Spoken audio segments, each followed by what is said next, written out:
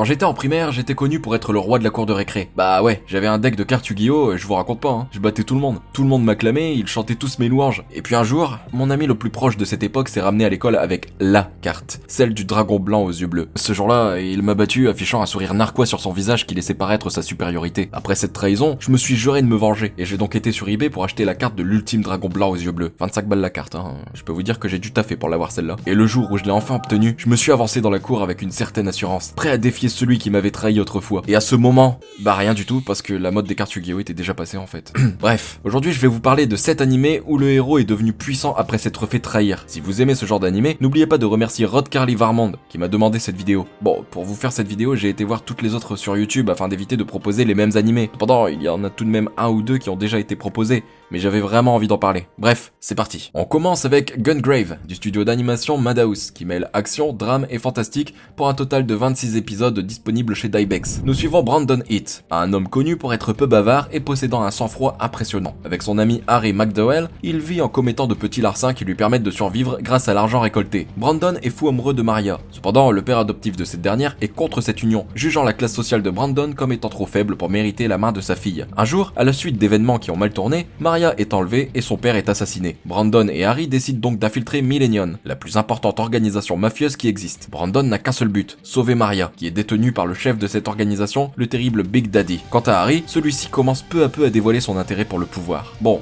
faut que je vous prévienne avant tout, si vous décidez de commencer cet animé, vous serez un peu dérouté. Et c'est normal. Il y a une grosse transition entre l'épisode 1 et l'épisode 2. En fait, l'épisode 1 va servir d'introduction. Vous n'aurez les réponses qu'à partir de l'épisode 2, qui entamera un long flashback sur la vie de Brandon, et qui aura pour but de vous faire comprendre comment un pauvre garçon vivant à la rue a pu en arriver à devenir un redoutable meurtrier avide de vengeance au point de défier la mort elle-même. L'animé possède une réalisation exceptionnelle, coupant en deux la trame scénaristique, l'une parlant du passé, l'autre parlant du présent. Les personnages sont magnifiquement écrits et l'intrigue prenante du début à la fin. Gungrave, ça parle avant tout d'amitié, d'amour, de trahison et de vengeance. Le tout mené par un héros des plus charismatiques de l'animation japonaise.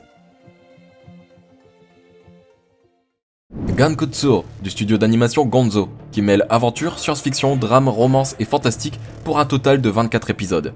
Malheureusement, la licence a expiré en France. L'histoire raconte celle de Albert, un jeune garçon issu d'une famille de nobles originaire de Paris et qui trouve sa vie ennuyeuse. Un jour, celui-ci assiste à un opéra sur la planète Luna, accompagné de son ami Franz d'Épinay. C'est alors qu'il rencontre un homme mystérieux les invitant à dîner. Cet homme est en fait le comte de Monte Cristo, un homme qui a autrefois été privé de sa fiancée par le père d'Albert. Cependant, Albert n'est pas au courant de cette histoire. Une forte amitié entre le jeune garçon et le comte va alors se créer, et l'homme demande à Albert de lui présenter les nobles de Paris. Personnellement, l'animé m'a d'abord marqué pour son magnifique design, qui m'a certes perturbé dans les premiers instants, mais qui a su me transporter dans ce monde magnifique que l'histoire veut nous montrer. Gankutsuo, c'est à la fois artistique et surprenant de par son scénario hyper bien construit. Je vous jure, même si on sait rapidement que le conte n'a pas de réelles bonnes intentions, on arrive tout de même à être marqué par l'avancement de l'histoire. Les personnages sont très attachants et parfois très réalistes en termes de réflexion. Un animé que je ne peux que vous conseiller.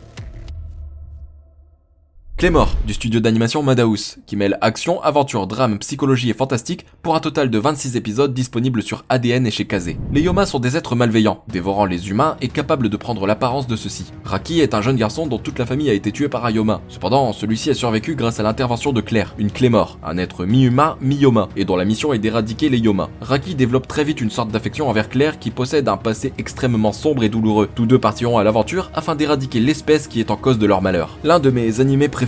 On suit une femme qui, après un événement tragique, a décidé de renier la moitié de ce qu'elle est afin d'en éradiquer l'espèce. Une femme qui est devenue forte et qui n'a qu'une seule ambition, la vengeance. Plus ça avance, plus l'intrigue est prenante, plus les personnages sont attachants et plus on se rend compte que l'univers de Claymore est sensationnel. Bon, faut que je vous prévienne, c'est gore. Il y a du sang quoi. Donc si vous n'aimez pas ce genre, passez votre chemin. Et aussi, ayant beaucoup aimé l'animé à l'époque, je me suis penché sur le manga, et je dois dire que la fin de l'animé n'est en aucun cas comparable à celle du manga qui est plus approfondie et moins précipitée. Monster, du studio d'animation Madhouse, qui mêle drame, horreur, psychologie et thriller pour un total de 74 épisodes disponibles sur ADN et chez Kazé. Kenzo Tenma est un jeune neurochirurgien. Il est connu pour être très talentueux, tellement talentueux que celui-ci est promis à une belle carrière et qu'il est fiancé à la fille du directeur de l'hôpital où il travaille. Un jour, celui-ci doit choisir entre sauver la vie du maire ou celle d'un garçon blessé d'une balle dans la tête. Tenma choisit de sauver le garçon et laisse donc mourir le maire, un choix qui bouleversera la vie de Tenma car celui-ci sera rétrogradé et sa fiancée le quittera. Il faudra 9 longues années pour que Tenma retrouve un avenir radieux. En effet, Celui-ci est sur le point de devenir le directeur de l'hôpital. Cependant, il est accusé de meurtre. Dans l'incompréhension la plus totale, Tenma découvre qu'en réalité, l'auteur de ces crimes est en fait Johan, le garçon de 11 ans qu'il avait sauvé. Commence alors une chasse à l'homme entre la police et Tenma, qui lui est prêt à tout pour retrouver le monstre qu'il a sauvé 9 ans plus tôt. Bon, ici vous me direz, mais où est la trahison? Où est la puissance acquise due à cette vengeance? Bah en fait, pour moi ça dépend de l'interprétation du spectateur. Selon moi, Tenma s'est fait trahir par sa gentillesse, trahi par le garçon qu'il pensait gentil et plein d'avenir, pour qui il a sacrifié son brillant avenir, mais qui en réalité n'est rien d'autre qu'un monstre semant la mort sur son passage. La prise de puissance est surtout psychologique. Tenma va évoluer tout au long de l'animé, faisant tout pour prouver son innocence. On est ici dans un polar qui joue avec nos nerfs, notre patience, et qui suscite vivement notre intérêt. Ces 74 épisodes sont géniaux et ne se voient pas passer. Je garde un excellent souvenir de Monster qui est une œuvre à laquelle je suis beaucoup attaché.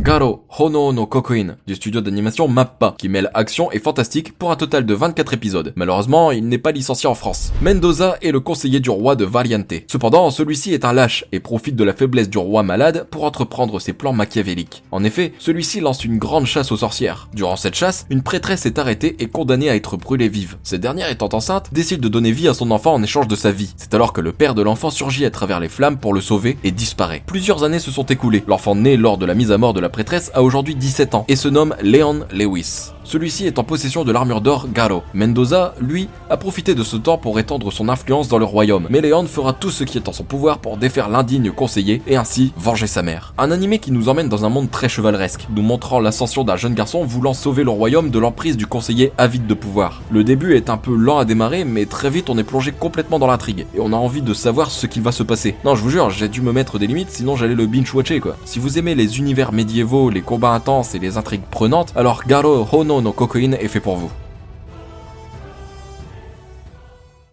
Cross Ange, Tenshi Toriyu no Rondo, du studio d'animation Sunrise, qui mêle action, drame, romance fantastique et ecchi pour un total de 25 épisodes. La licence a par contre expiré en France. Les humains ont mis en place une nouvelle technologie qui porte le nom de mana. Cette technologie est notamment connue pour avoir permis de stopper toute guerre, famine ou autre problème néfaste pour l'humanité. Angélise est la princesse de l'Empire Misurugi. Elle est très appréciée par son peuple et est censée hériter du trône lorsque le moment sera venu. Cependant, un jour, le monde découvrira qu'elle est en réalité incapable de manipuler le mana. C'est alors que sa vie va tourner au cauchemar. Très vite, le peuple lui tournera le dos, la considérant comme une hérétique. Exclue de la société, celle-ci est envoyée en exil sur une île lointaine nommée Arsenal. Elle rejoindra donc une équipe de filles qui, comme elle, ne peuvent manipuler le mana. C'est alors que Angélise se battra à leur côté afin de combattre les dragons venus d'une autre dimension. Alors ouais, comme vous aurez pu le voir dans le genre, c'est du ecchi. Et comme vous le savez sûrement maintenant, le ecchi c'est absolument pas ma tasse de thé. Du coup, quand j'ai vu cet animé à l'époque, je me suis dit que le scénario avait l'air intéressant, mais le fanservice me bloquait beaucoup trop pour me lancer dans l'expérience de Cross Ange. Puis, certains de mes amis ont insisté, me certifiant que l'histoire était vraiment excellente et que le fanservice était justifié.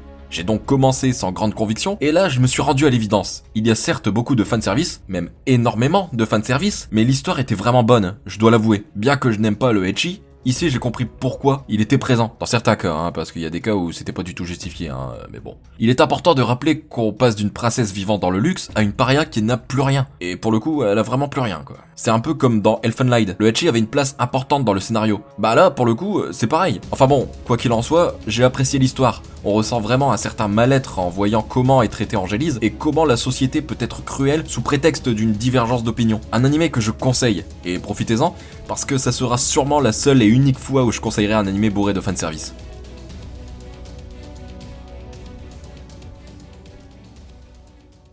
Et enfin, 91 Days, du studio d'animation Shuka, qui mêle action, psychologie, drame et thriller pour un total de 12 épisodes disponibles sur Crunchyroll. 91, c'est le nombre de jours que nous passerons aux côtés de Avilio, un jeune garçon dont la famille a été assassinée par la mafia. Suite à la réception d'une lettre mystérieuse, celui-ci décide d'infiltrer la famille Vanetti afin de se venger et de tuer son ancien ami Nero, qui aspire à devenir le nouveau chef de la mafia. Un seinen plutôt sombre dans l'univers impitoyable de la mafia. On a ici un héros qui n'a plus rien à perdre et qui n'a qu'un seul but, la vengeance. Ça a été une excellente surprise pour moi. Je m'attendais certes à quelque chose d'assez incroyable, mais pas à ce point-là. J'ai vraiment été transporté par l'univers et j'ai tout simplement enchaîné les épisodes. J'ai pas grand-chose à dire de plus sur 91 Days, car il serait impossible pour moi d'expliquer pourquoi je l'ai trouvé exceptionnel sans émettre quelques spoils. Et vous le savez, le spoil, c'est caca.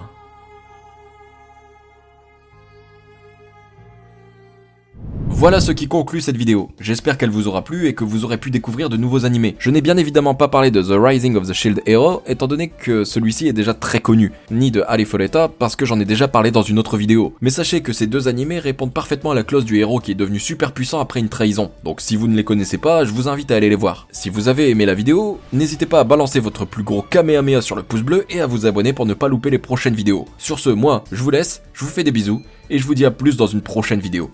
Ciao!